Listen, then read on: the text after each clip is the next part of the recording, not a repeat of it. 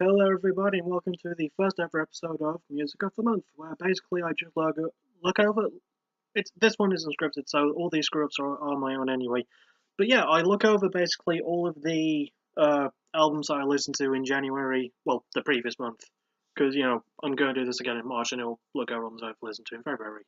But we're not here to talk about that, we're here to talk about January's albums, so let's just do it. We're going to do it in alphabetical order, and it's technically kind of scripted, but only because I've got the albums in a list. I haven't written anything about them, just the albums. So, first of all, in alphabetical order, Bleeding Gods with Dodecathlon. These are a very, very new-ish band. I think they started in 2012. They're from Norway. Like a good death metal, black metal thing. In terms of how I felt about this album, I wasn't a huge fan of it. It starts off really interesting, and then the next 10 tracks, like the first 2 or 3 tracks are really, really interesting and kind of cool. And then the next 9, 10, 11 tracks are just boring and sound pretty much very, very similar to each other. I wasn't a big fan of it. It's something that goes really well at the start and then just sort of dwindles as it goes along and gets really boring. I wasn't the biggest fan of it. It's probably my least favorite album of January, if I'm being 100% honest. But I am going to look forward to the next one, and I am going to try to listen to their previous album, which came out in 2015. I don't remember what that was called, but I'm going to try and hunt it down and see if I can find it. But yeah, wasn't a big fan of this one. Speaking of Blood, though, the next band is called Bloodshot Dawn from the UK, with their album Reanimation, my first Bloodshot Dawn album. I'm a bit pissed that I missed out Demons, because I've heard really good things about that one. That came out in 2014. And this one was good, but there are some things that could have been better. I definitely like this album. I liked it more than I liked Dodecathlon, but I don't know, there was just something missing. I mean, it was a solid album, solidly heavy, good melody thread, good structure, really great solos and screams, but I don't know, there was just something that felt kind of off. I don't really know how to fully explain it. Like, listen to it yourself. If you're like someone who's listened to Bloodshot Dawn before and you've listened to this one, you'll be like, yeah, something's a bit weird. I mean, it's still a decent album. I do recommend it, but I wouldn't listen to it more than once. Yeah. We then move on from those two to probably my favorite album of January, with Too Far Gone by Kane Hill.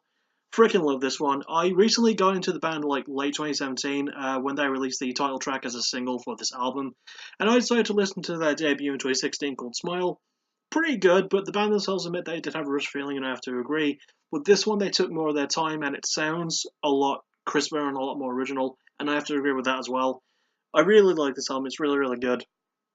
Um, I would definitely call it better than Smile, and it's probably my favorite album of January. It was just super exciting, really good. Like, it's a thing that's been happening since like 2017, slash late 2016.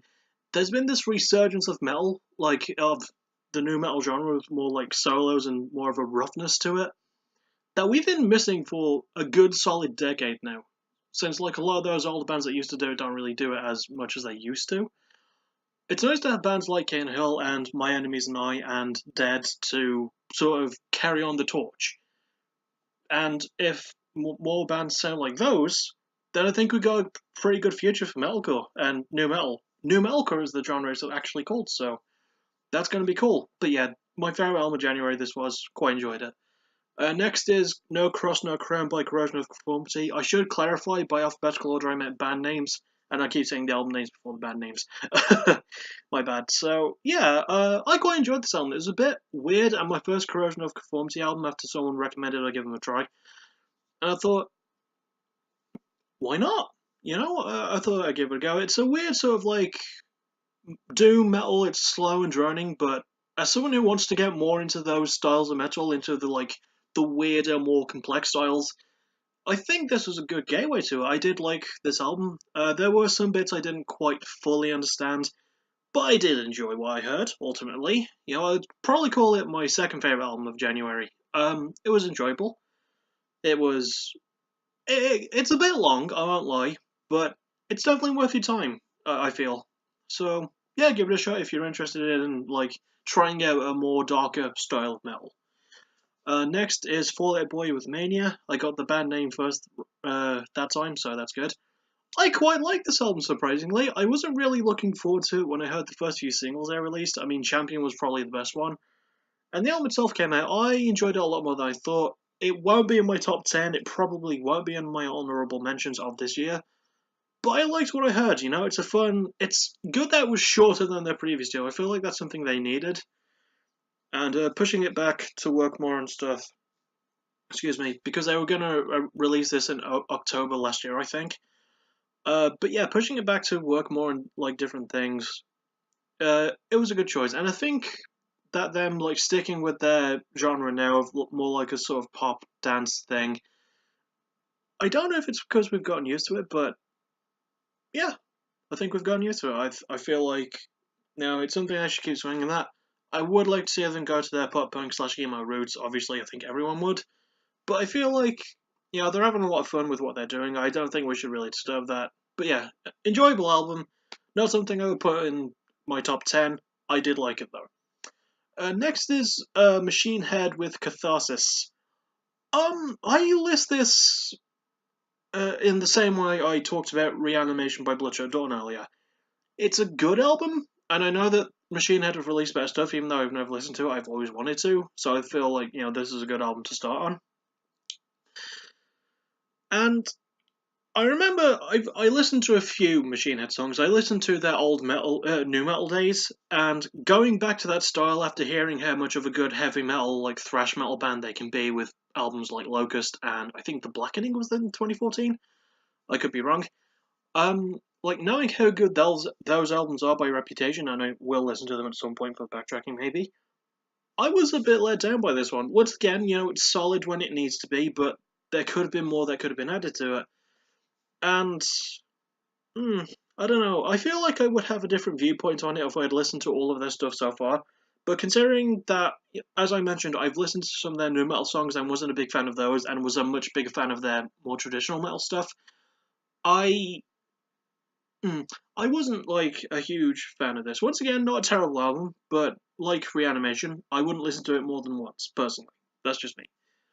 Next is Mobzet with Knowing What You Know Now. 4 years since their debut. Uh, I couldn't really get into them then, but I felt like, my music tastes have changed a lot since 2014, which is when their debut came out. So I feel like, I listened to their second album, and it's a pretty decent piece of work, I will admit. I liked it. I feel like, it's a happy and fun, energetic album, and has some depressing moments, and Mom is that surprised me with how experimental they can be. I'm more used to hearing females in bands like sing a lot of stereotypical things and doing over stereotypical song structures. But Moses quite surprised me. I wouldn't really put this on my top 10, but I did quite enjoy it. Probably like number 3 in my favorite albums of January, if I'm being honest. I quite liked it. I felt like it was really, really good. Uh, but okay, not quite number 3 because there's another album I've got to get to which I really did enjoy. So, but yeah, I like this one. It's a good blast. It's just something good to listen to if you want to listen to something good. Sentences. Like I said, none of this is scripted. It's just off the top of my head. But yeah, I can recommend Knowing What You Know Now. Next is Of Mice and Men with Defy. My first Of Mice and Men album. I know there's a lot of people who are going to be pissed that I didn't get into them earlier.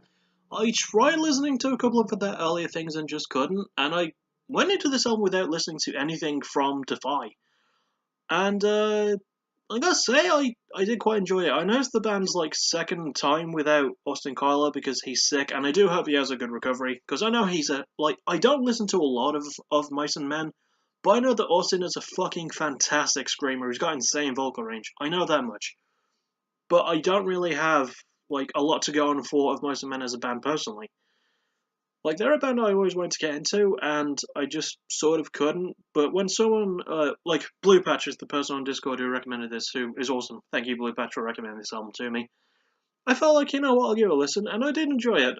I will probably place it slightly above Bloodshot, Dawn, and Machine Head stuff, in that it's good. I feel like there's a few tiny little components that could have improved it, but ultimately, I enjoyed what I heard. I can recommend it. So, not really a lot to complain about. And lastly, is They Might Be Giants with I Like Fun. Now, They Might Be Giants have been around for a long time, and this is their 20th album. They've been around since, like, some point in the 80s, I don't know. But they've been around for a really fucking long time, and a friend on Discord named Avatar, or I just call him Ava, recommended that I give this album a go, because he said it was coming out. Actually, no, it's because I was talking about, like, possible ability, not abilities, just possibilities for backtracking, like a future backtracking season.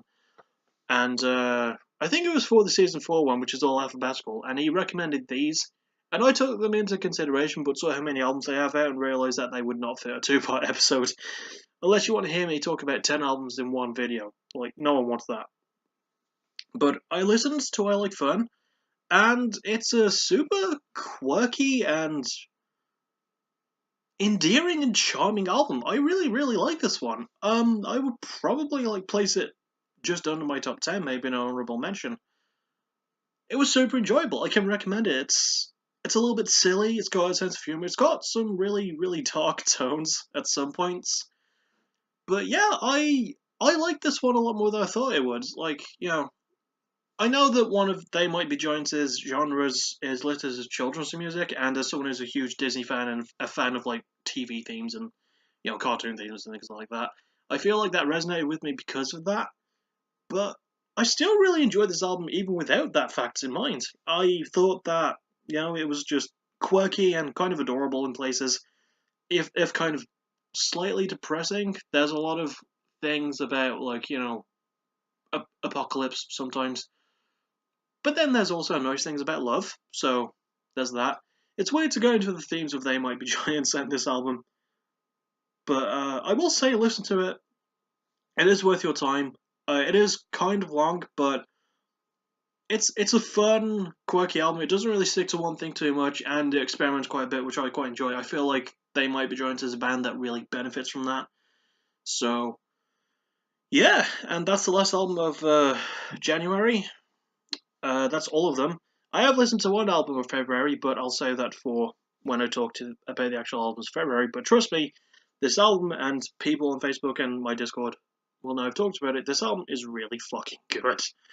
I want to talk about it, but I've got to wait. So, don't really have anything else to say except for I apologise for the previous 2-part Faith But No More episode because I burped a lot. I'm sorry. I don't know why, I've just been gassy for the past couple of days. And I will see you all tomorrow. I don't know why it took me so long to realise that. Yeah, tomorrow there's a new UFC on. So, yeah, no cuts, no scripting for this series. It's going to be like all like raw and more in your face. Although it's not going to be 40 minutes long like that fucking unboxing of all the UFC DVDs my uncle gave me. So, yeah, it's not that tedious. I mean, it might be, but yeah, I'm making it tedious by just babbling on, aren't I? I should probably cut to my signature outro, which I should make merch out of if I knew how or wanted to. I could. I don't know. But as always, I hope you enjoyed this, and thank you for listening. You're awesome. Bye bye.